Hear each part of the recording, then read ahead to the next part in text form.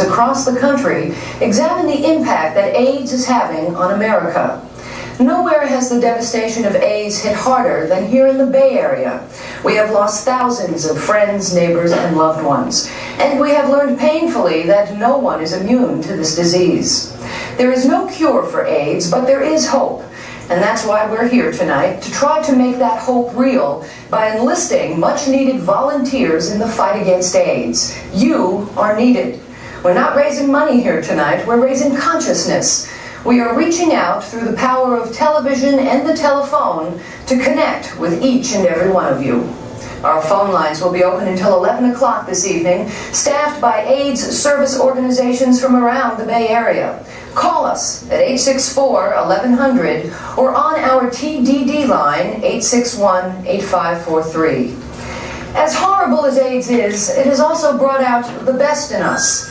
In between programs tonight, we will be meeting people who are making a difference here in the Bay Area. Some you may know, others you'll be meeting for the first time. They are the unsung heroes of the AIDS epidemic, the caregivers, the people who volunteer their time to help others. And we're hoping that by meeting them, you too will learn that every small step taken in the fight against AIDS matters, and that by giving to others, we ultimately give to ourselves, to ourselves, to ourselves, to ourselves, to ourselves.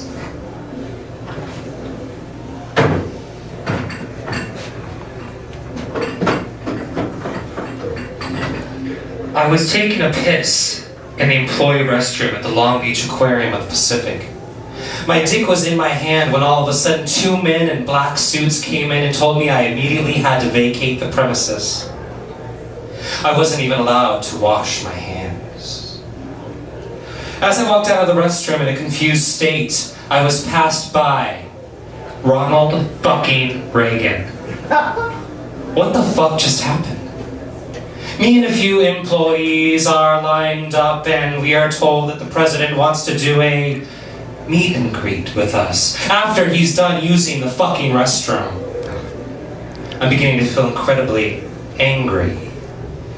But this presents an opportunity. I'm gonna spit in that motherfucker's face. My heart starts to race and my mouth runs dry. He comes out of the restroom and walks to the opposite end of the line to shake hands with the staff one by one. I wonder if he's washed his hands. Thank God I'm at the end of the line. It gives me time to really think this through.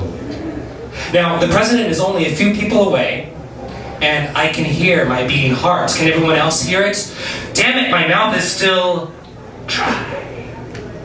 I suddenly think about the time in high school when my drama teacher brought the AIDS quilt to our school. I had volunteered to watch over the quilt, which gave me an opportunity to meet other gay people, even though they were in the process of all dying. I looked at a photo album with one of the older men who traveled around with the quilt.